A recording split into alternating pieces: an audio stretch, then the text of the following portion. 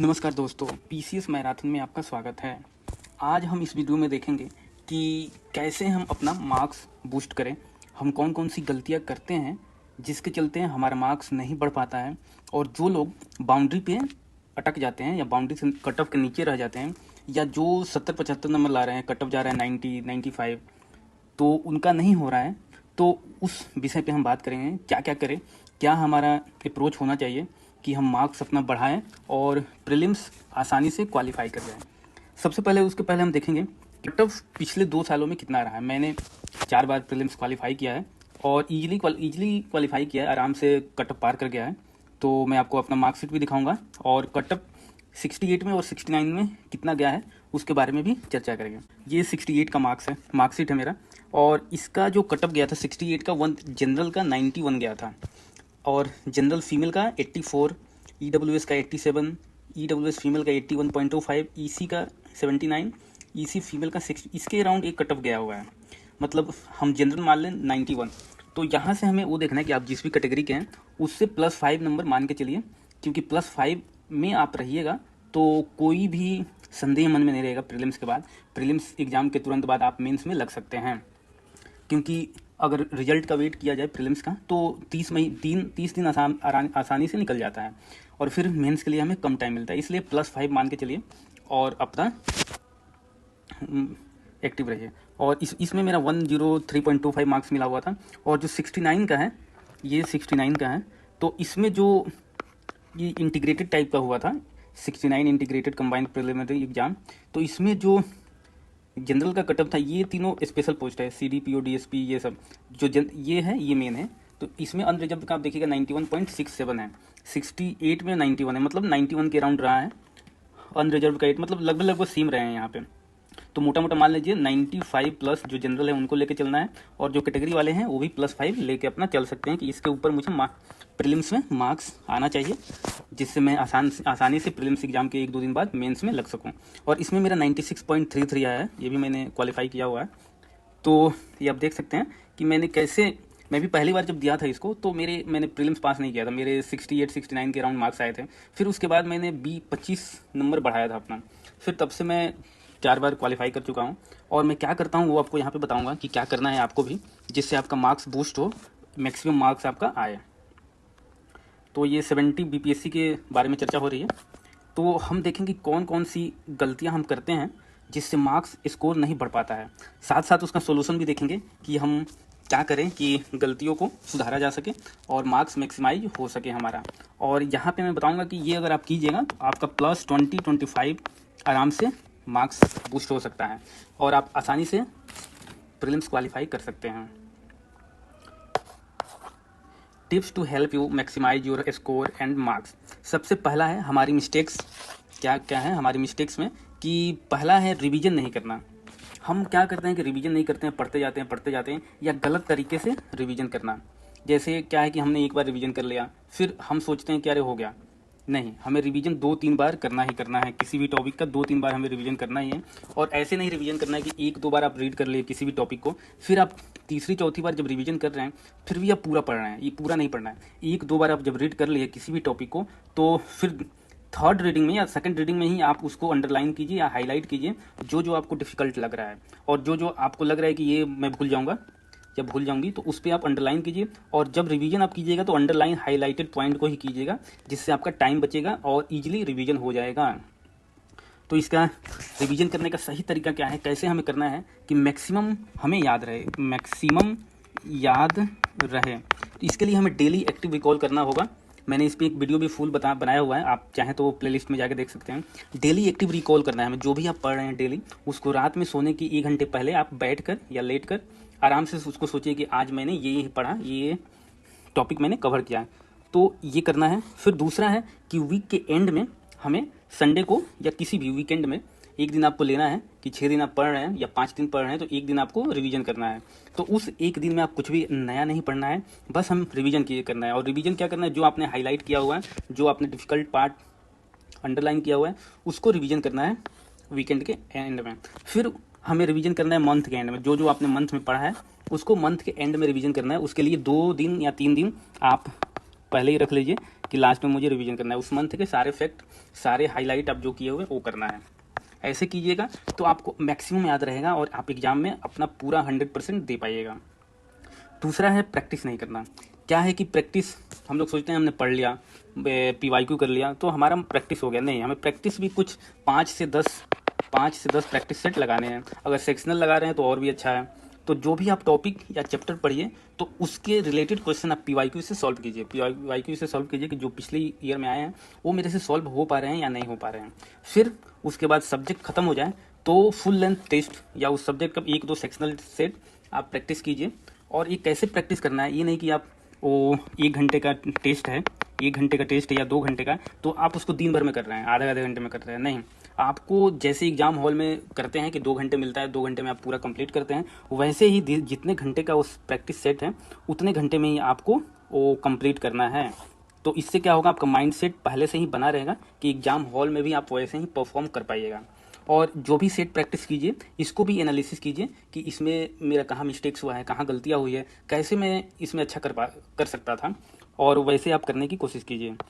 और जो भी क्वेश्चन नहीं आता है उसको अंडरलाइन कीजिए। जो डिफ़िकल्ट आपका लग रहा है, जो सोल्यूशन में आप पढ़ रहे हैं सोल्यूशन उस क्वेश्चन के, उसमें लग रहा है कि ये मैंने पढ़ा नहीं है तो उसको अंडरलाइन कर दीजिए। इसको भी रिवीजन करना है। जो भी आप सेट प्रैक्टिस दीजिएगा इसको भी हमें रिवीजन करना है बाद में, हर वीक में या हर मंथ के एंड में इसको भी हमें रिवीजन करना है। तीसरा है कि बहुत ज़्यादा सोर्स से पढ़ना और उन सारे सोर्स का 2-3 बार रिवीजन ना होना। हम लोग क्या करते हैं कि हर किसी का जो पढ़ा रहे हैं वो वीडियो देख रहे हैं, या 10 सोर्स हमने बुक खरीद लिया है, 10 सोर्स से पढ़ रहे हैं कि अब तो एक भी क्वेश्चन नहीं छूटेगा। ऐसा नहीं है, आप कितना भी पढ़ लीजिएगा 1-2 क्वेश्चन छूटता ही छूटता है एग्जाम में। और एग्जाम में हमें 100% क्वेश्चन नहीं करना है। आप देखिएगा 150 से कितना 91 के अराउंड कटअप जा रहा है। तो हमें इसी को ध्यान में रख के करना है कि अगर आप किसी भी सब्जेक्ट में 80, 70 या 80% हिट कर लेते हैं अच्छे से तो आपका प्रीलिम्स नहीं रुकेगा। इसलिए हम बार बार बोलते हैं कम सोर्स होना चाहिए और उसका मल्टीपल रिवीजन होना चाहिए, जिससे आप ज़्यादा से ज़्यादा क्वेश्चन एग्जाम में हिट कर पाएँ। तो किसी भी सब्जेक्ट का 2-3 से ज़्यादा हमें सोर्स नहीं रखना है। 2 रखिए मिनिमम, और ज़्यादा से ज़्यादा हो तो 3 रख सकते हैं। इससे ज़्यादा हमें किसी भी सब्जेक्ट के लिए सोर्स नहीं रखना है। कम सोर्स रहेगा, ज़्यादा टाइम आप रिवीजन कीजिएगा तो आप एग्ज़ाम में अच्छा कर पाइएगा। और रिवीजन 2-3 बार नहीं, आप 3-4 बार भी कर सकते हैं, कम सोर्स रहेगा तो ये आपके माइंड में छप जाएगा। फिर आते हैं, चौथा है कि एक्यूरेसी का ना बढ़ना। क्या है कि अब PPSC के एग्जाम में 1/3 नेगेटिव मार्क है, तो 1/3 नेगेटिव मार्क को हैंडल करने के लिए, कम करने के लिए हमें ज़रूरी है कि जो भी हम क्वेश्चन कर रहे हैं उसका एक्यूरेसी हाई हो, जो भी हम टेस्ट दे रहे हैं उसका एक्यूरेसी हाई हो, जिससे कम से कम नेगेटिव हो और हमारे मार्क्स बूस्ट हो, हाई मैक्सिमाइज मार्क्स आए। तो नेगेटिव ज़्यादा ना हो, इसके लिए एक्यूरेसी बढ़ना बहुत ज़रूरी है। ये कैसे बढ़ेगा? ये बढ़ेगा प्रैक्टिस सेट से। आप जो भी प्रैक्टिस सेट लगा रहे हैं, आप वीक में 1 प्रैक्टिस सेट लगा सकते हैं। वीक में आप 1 लगा सकते हैं, या ज़्यादा से ज़्यादा हो तो 2 भी लगा सकते हैं। और इसका रिवीजन भी होना चाहिए। और सेट प्रैक्टिस करते समय टाइम हमें एग्जाम हॉल जैसा ही माहौल बनाए रखें, टाइम भी उतना ही लेना पड़ेगा। और एग्जाम हॉल में आप जैसे कर रहे हैं सॉल्व पेपर, वैसे आपको करना चाहिए। फिर आपको मालूम चलेगा कि हाँ, मेरा एक्यूरेसी ऐसे बढ़ रहा है। और जो तुक्का मारने का प्रैक्टिस है, तुक्का लगाने का जो प्रैक्टिस है, वो आप यही सीखिएगा कि आप कभी कभी क्या होता है कि हम फर्स्ट टाइम जो सोचते हैं वो सही होता है, कभी होता है कि सेकंड टाइम हम सोचते हैं वो सही होता है। तो आप यहीं पे डिसाइड कीजिएगा तो फर्स्ट टाइम वाला मुझे मारना है या सेकंड टाइम वाला मारना है। तो तुक्का यहाँ से आपका इंप्रूव होगा। और आप पेपर जो दे रहे हैं उसको 2 बार में कंप्लीट कीजिएगा, तो इसका मैक्सिमम चांस होता है कि हम पूरा कवर कर लेते हैं पेपर। तो मालूम चलता है, कभी कभी क्लिक कर जाता है कि यार ये तो मैंने पढ़ा था, जो पहले मैंने क्वेश्चन नहीं किया, अटेम्प्ट नहीं किया है, तो फिर उसको जाके वहाँ पर आप करेक्ट कर सकते हैं। या कभी कभी होता है कि 1 से 150 क्वेश्चन तक जाते जाते हमें उसी क्वेश्चन में कहीं ना कहीं वो कुछ क्लू मिल जाता है कि इस क्वेश्चन का आंसर ये होगा, तो फिर हम पीछे जाकर उस क्वेश्चन को करेक्ट कर लेते हैं। इसलिए जो भी प्रैक्टिस कीजिए उसको 2 बार में करने की कोशिश कीजिए, कि आधे टाइम में 1 बार कवर कर लीजिए, या 45 मिनट, 45 या 75% टाइम में, और फिर जो 25% टाइम मिले फिर दोबारा उस पेपर को कीजिए कि आपको जो भी याद आ गया या उस पेपर में क्लू मिल गया कि यार उसका क्वेश्चन ये होगा, तो आप उसको अटेम्प्ट कर पाएंगे। और वीकली टारगेट सेट ना करना। हम लोग क्या करते हैं कि उठते हैं और उठने के साथ ही पढ़ाई शुरू कर देते हैं। नहीं, आपको मतलब वीक में 1 बार 1-2 घंटे देना होगा, या आधे घंटे भी दीजिएगा, 30 मिनट आपको देना होगा कि 30 मिनट में आप टारगेट सेट कीजिए कि इस वीक मुझे ये करना है, ये प्रैक्टिस सेट लगाने हैं और ये मेरा टारगेट है, ये कंप्लीट हो जाना चाहिए। तो हमेशा वीक के स्टार्टिंग में मंडे को हमें टारगेट बनाना चाहिए, और वीक में क्या क्या पढ़ना है, कितना सिलेबस कंप्लीट करना है, ये हमें पता होना चाहिए। फिर इसके अकॉर्डिंग हम चलेंगे तो हमारा टाइम मैनेजमेंट भी सही रहेगा, हमारा सिलेबस भी टाइम पे कंप्लीट होगा और हमें रिवीजन करने का भी टाइम अच्छे से मिलेगा। और छठा है करंट अफेयर। करंट अफेयर किसी भी एग्जाम के लिए बहुत ही क्रूशियल है। अगर आप करंट अफेयर्स में 80% 85% तक हिट कर देते हैं, करेक्ट कर देते हैं, तो आपका मार्क्स बूस्ट होने में बहुत ही हेल्प होता है। तो करंट अफेयर हमें कैसे पढ़ना है, करंट अफेयर पे भी मैं एक वीडियो बना रखा हूँ कि हमें करंट अफेयर कैसे पढ़ना चाहिए, तो आप प्लेलिस्ट में जाकर उस वीडियो को देख सकते हैं। यहाँ पे मैं बता रहा हूँ शॉर्ट में, क्योंकि ज़्यादा टाइम लेने पे ये वीडियो लंबा हो जाएगा, फिर मज़ा नहीं आएगा वीडियो देखने में। तो करंट अफेयर हमें डेली न्यूज़पेपर एक पढ़ना है, डेली। कोई भी आप हिंदी मीडियम के हैं तो हिंदी मीडियम का लीजिए, इंग्लिश मीडियम के हैं तो इंग्लिश मीडियम का पढ़िए। और मंथली करंट अफेयर भी पढ़ना है। मंथली करंट अफेयर कैसे पढ़ना है, अगर आप मंथली कोई मैगजीन ले रहे हैं तो उससे पढ़िए, नहीं तो आप कोई एक सेलेक्ट कर लीजिए, एक यूट्यूब वीडियो किसी का भी सेलेक्ट कर लीजिए, उस यूट्यूब वीडियो से मंथली, उसका डेली नहीं देखना है, मंथली उसका करंट अफेयर वीडियो देखा कीजिए, और जो इंपॉर्टेंट हो वो नोट्स कर लीजिए, या दोबारा भी उस वीडियो को आप देख लीजिए, सेव कर लीजिए, लाइक कर लीजिए। और तीसरा है कि हाफ ईयरली है या ईयरली करंट अफेयर मैगजीन है, उसको पढ़ना है। ये 3 तरीके से कीजिएगा और इसका रिवीजन कीजिएगा। जो भी पढ़ रहे हैं उसका 2-3 बार रिवीजन होना चाहिए। इसका रिवीजन कीजिएगा तो आपका करंट अफेयर में गारंटी के साथ कह सकता हूँ कि आपका 80 to 90% हिट कर जाएगा। और आपका अगर 30 क्वेश्चन आ रहा है एग्जाम में, तो आप 22 से 23 क्वेश्चन आराम से कर सकते हैं करंट अफेयर्स के। 7वां है कंसिस्टेंस ना होना। हम लोग क्या करते हैं कि लगातार 2-3 दिन पढ़ते हैं, 2-3 दिन गायब हो जाते हैं। नहीं, हमें वीक में 7 दिन है तो 6 दिन आपको कंसिस्टेंट होना पड़ेगा, और होना भी चाहिए अगर आप किसी भी एग्जाम को क्लियर करना चाहते हैं। और ज़्यादा टाइम ना हो कि हम क्या करते हैं कि 1 साल में अपना सिलेक्शन ले लें तो बहुत अच्छा हो जाता है, नहीं तो जितना भी टाइम बढ़ेगा उतना स्ट्रेस बढ़ता जाता है। इसलिए 6 दिन और 7 से 8 घंटा स्टडी कीजिए आराम से, आपका माइंड बन सही रहेगा। स्टडी टाइम में मोबाइल ऑफ रखा कीजिए। जब भी आप स्टडी कीजिए, अगर नेट की ज़रूरत ना पड़े, अगर नेट की ज़रूरत पड़े तो उस समय यूज कर लीजिए कि कोई डाउट हो, नहीं तो आप उस समय मोबाइल ऑफ रखिए। इसका क्या फ़ायदा होता है कि माइंड डिस्टर्ब नहीं होता है और पढ़ाई में एकाग्रता बनी रहती है। नहीं तो किसी का भी फ़ोन आ जाएगा, उठा लीजिएगा, फिर उससे गप्पे चल रहा है, बातें चल रही है, ये नहीं। आप किसी कोई है तो घर पे या कहीं भी बता दीजिए कि इस टाइम मैं ऑफ रखता हूँ, इस समय मैं बात करूँगा, तो इससे क्या होता है डिस्टर्ब नहीं होता है और माइंड सेट बना रहता है। ये बहुत ज़रूरी है, एकाग्रता बनाना बहुत ज़रूरी है। नहीं तो आप कुछ भी पढ़िएगा, अगर मन एकाग्रत नहीं है तो 2-3 घंटे बाद भूल जाएगा। और 8वां और लास्ट है कि एग्जाम हॉल में पेपर सॉल्व करने का बेस्ट तरीका क्या होता है। कितने लोग होते हैं कि एक बार ही करते हैं, कितने लोग करते हैं 2 बार करते हैं। तो मेरा मानना है, ऐसा मानना है कि मैं भी ये अपनाता हूँ कि एग्जाम हॉल में मैं 2 बार पेपर सॉल्व करने की कोशिश करता हूँ। पेपर को 2 पार्ट में मैं करना चाहिए, 2 बार कंप्लीट करना चाहिए। जैसे 2 घंटा है प्रीलिम्स एग्जाम में, 150 क्वेश्चन है, तो आपको पहले 1 घंटे 15 मिनट में एक बार पूरा 1 से 150 क्वेश्चन तक कवर हो जाना चाहिए।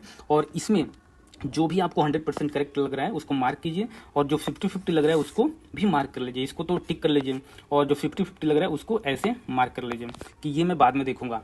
फिर जब ये 1 से 150 क्वेश्चन कंप्लीट हो जाए 1 घंटे 15 मिनट में, 20 मिनट में, तो फिर इसको एक बार पूरा पेपर हो गया तो एमआर में गोला कर लीजिए। पूरा आपने गोला कर लिया, मान लीजिए 1 घंटा 30 मिनट हो गया, फिर आपके पास 30 मिनट लास्ट के बचते हैं। 30 मिनट जो लास्ट के बचते हैं उसमें आप फिर दोबारा पेपर को स्टार्ट कीजिए शुरू से।